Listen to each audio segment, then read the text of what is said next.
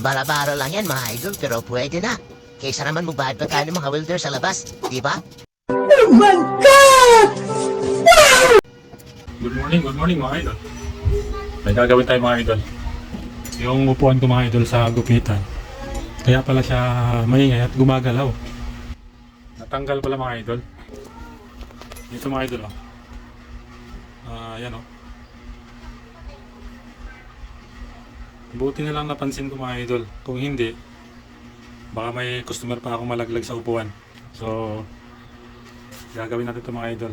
Hiram mo tayo ng welding machine. Tapos, bibili tayo ng bala. Bili muna tayo welding rod mga idol. Alright, bili muna tayo welding rod.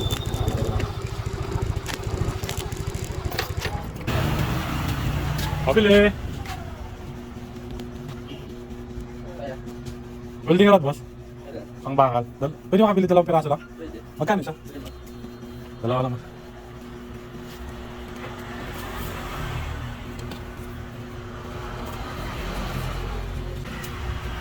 Salamat.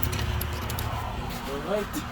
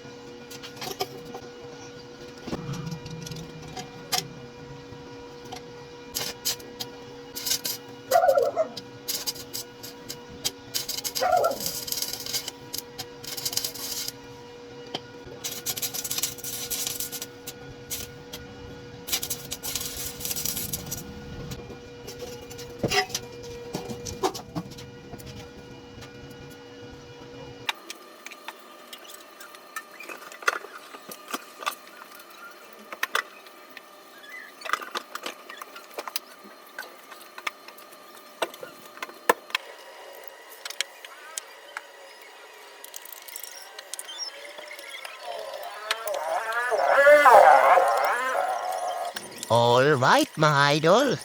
Natapos din mga idol ang isang oras na bakbakan mga idol.